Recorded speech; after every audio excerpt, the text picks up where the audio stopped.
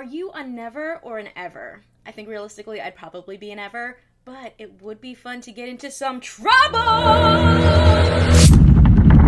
Kristen here, and today we are talking about the new Netflix film, The School for Good and Evil. This is based off the book series by Soman Chainani. There are 6 books, so there is a lot of room to grow and do more films. And there's even a 7th book, a new prequel that came out earlier this year. I got this copy at New York Comic Con, as well as this fun bag.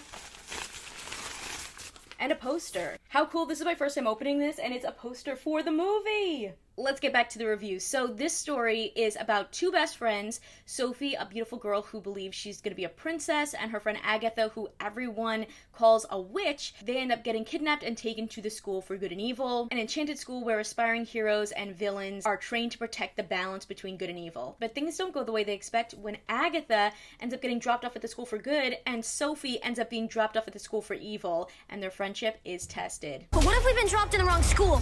You don't understand! I'm supposed to be a princess!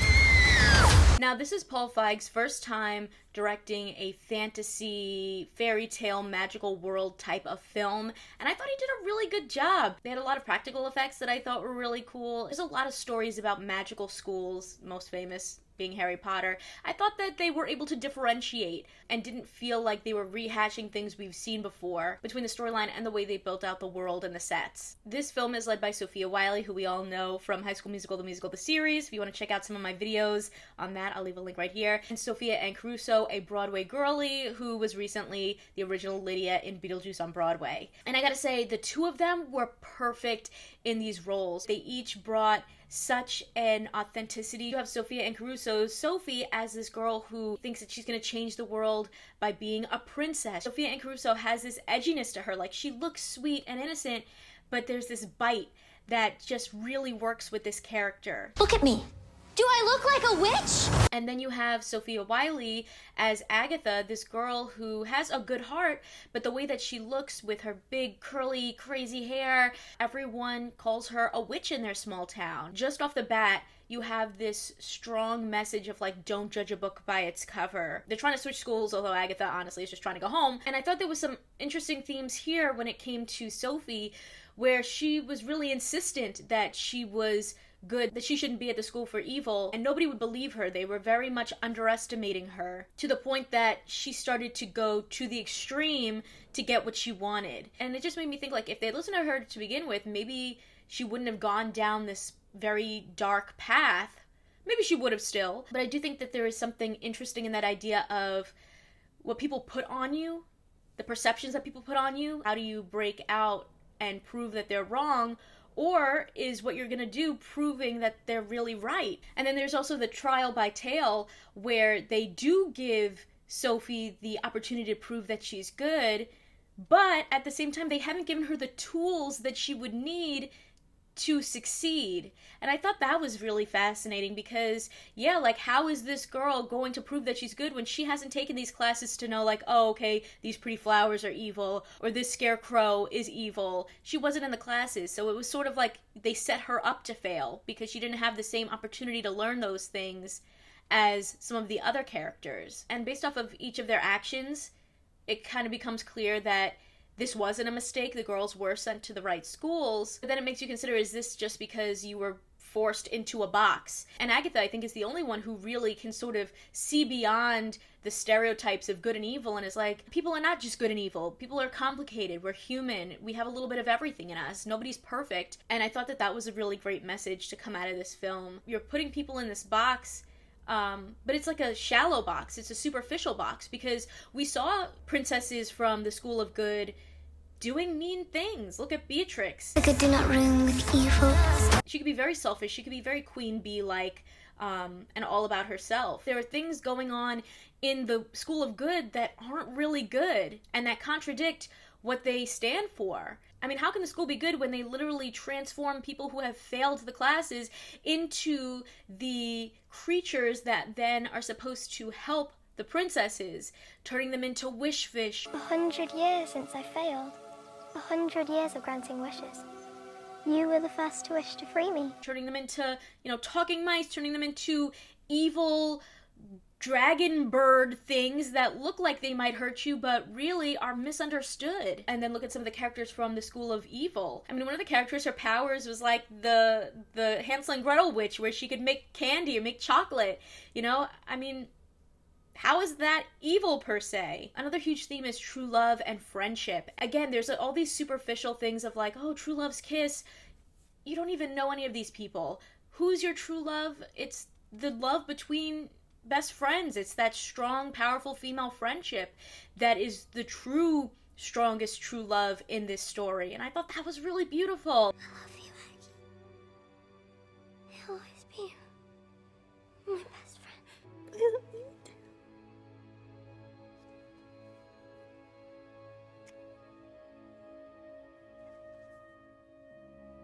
And by the end, even though Agatha has the chance to have like a happily ever after and have a Prince Charming, she wants to just be with her best friend, and she puts that friendship first. And I think that's something we don't often see, especially when, like, a lot of times women are pitted against each other in real life and in media. Sophie and Agatha go through this evolution of, like, being best friends, not trusting each other, struggling with that, but you still see, no matter what, Agatha is there for her, supporting her, trying to save her every single time. They set up these archetypes of who's good, who's bad, who's the Prince Charming, who's the evil charming, who's the princess. They start this film with Sophie being the princess and Agatha being the witch. Then it becomes Sophie is the witch and Agatha is the princess. And then Sophie and Agatha kind of are each other's prince. When there's an opportunity for Sophie to save Prince Tedros, she doesn't take it because she's afraid of being hurt. She feels like, oh, this guy's the Prince Charming. He's supposed to save me. You knew she would help me.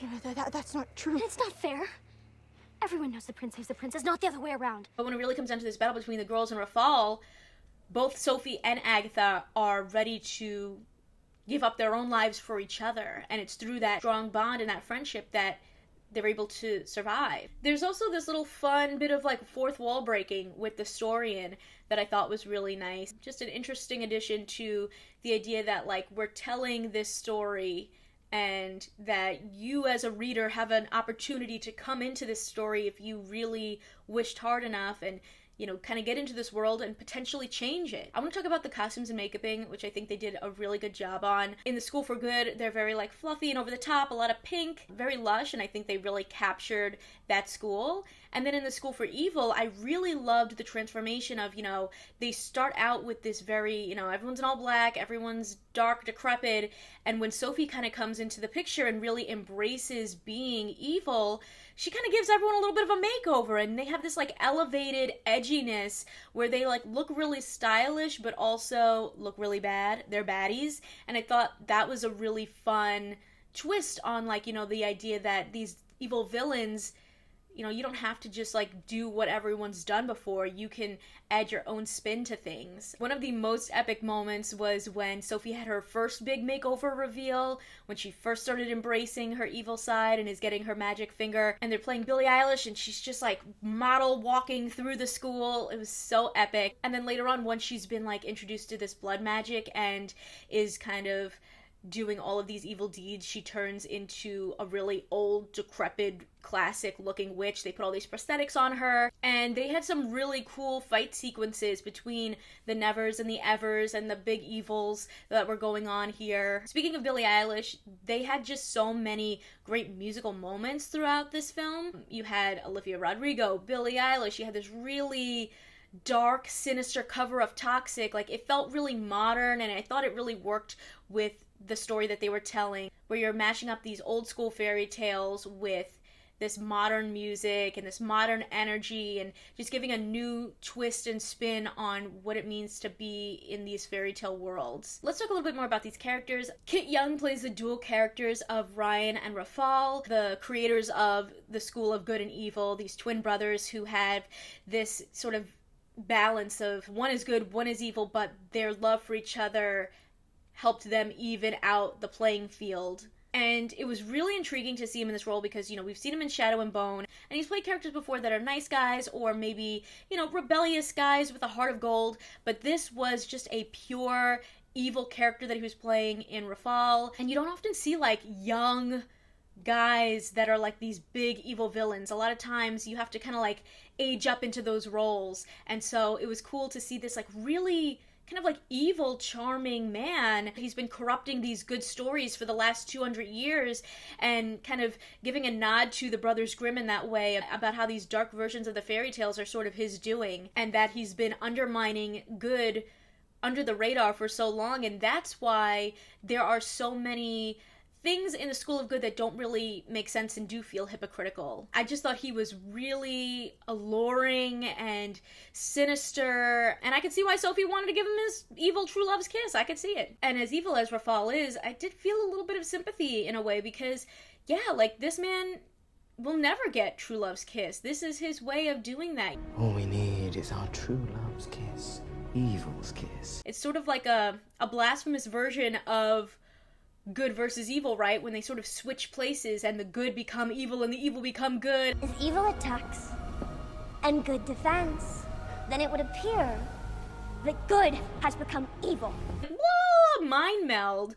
But also, like, why can't evil villains have a happy ending too? Are they really evil, or are they just complicated people? Although Rafal goes too far. You know, this man isn't trying to have a fairy tale good versus evil anymore. He wants real world pure evil, you know? You also have a lot of big name veteran actors in this production.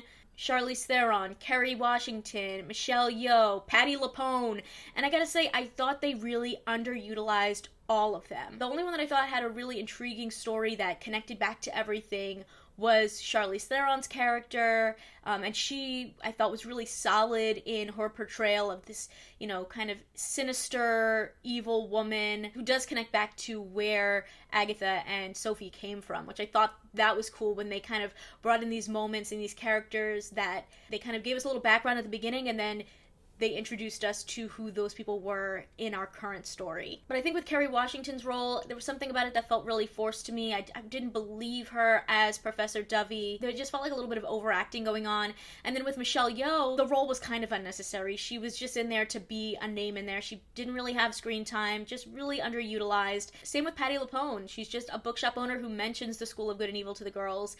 And that was it. It was like a very surprising cameo to be like, oh, Patti LuPone, okay, oh, that's it? All right. And Lawrence Fishburne, you know, again, he's more there to then give you this, like, kind of big reveal of who he really is. And so they didn't really utilize him that much as well. And even the other students of the school, like, they introduced them, but I felt like there was so many of them that they were trying to give some spotlight to that then it sort of didn't give anybody enough screen time. The other thing that I think didn't quite work was, you know, they're trying to introduce these villains that are like the kids of other bigger villains like Hook, and I just don't think that they, like, aesthetically, like, hit the nail on the head there. I think they could have been a little bit more obvious. Even with Tedros, you know, they're introducing him as the Prince of Princes, like the highest that you can be, but then at the same time trying to be like, but he also doesn't live up to his father King Arthur's legacy. And it felt like they were trying to shove that in there a little bit to make you feel bad for him, but it just didn't really make sense with who they established him as. And then, you know, he's so quick to jump from princess to princess to princess. Is he with Beatrix? Is he with Sophie? Is he with Agatha? And it started to feel very superficial. You know, there's just a lot of people in this production, and the only ones that I think truly stood out or made any real impact were Agatha, Sophie, Lady Lesso, and Rafal. Everyone else, I just feel like there wasn't enough balancing of the screen time. By the end of the film, you know, they've gone on this big adventure. I had a lot of fun with it. And they said this age, you don't need a prince as your true love. It could be your best girlfriend. And Sophie and Agatha leave the School for Good and Evil and go back to their regular life, but it's clear things have changed. You know, they do still have their powers, and they hint that Tedros is trying to reach back out to them from this fairy tale universe, and that he wants to find and be with Agatha. I need you, Agatha. It became clear that this was only the beginning. And it seems like they could be setting the stage for what goes on in the second book, which is how Agatha and Sophie's story has changed the game. You know, it used to be about, you know, good versus evil, the prince saves the princess, and now they've set the stage where you don't need all of that. And they create the school for girls and the school for boys, and the girls work together, and they have that strong bond and friendship, and the guys are kind of, I guess, sort of the evil villains in a way where we don't need them anymore. And so potentially, if they do make another movie, it could focus on the idea that maybe Tedros has gone bad and is trying to kidnap Agatha and force her to be with him, which I think would be really interesting. When it comes down to it, I had a lot of fun with The School for Good and Evil. It makes me really want to check out the books. I like the way that they kind of twist the storylines and the narratives, and not even just in their story, but how that can affect the greater world. And I think it just shows the impact that stories have on us and how they can influence us positively or negatively. I love the themes that it brings up of people being complicated, of there being gray areas, and that power in a strong female friendship. I think the Sophias killed it. I think they both did a really great job. I would love to hear what you thought about The School of Good and Evil, so make sure to leave a comment down below and let me know. Consider subscribing if you like my videos, and if you want to talk more TV and movies with me outside of the comments section, check out my Patreon at patreon.com/kmaldo. If you like this one, you can check out more of my videos right over here. See ya!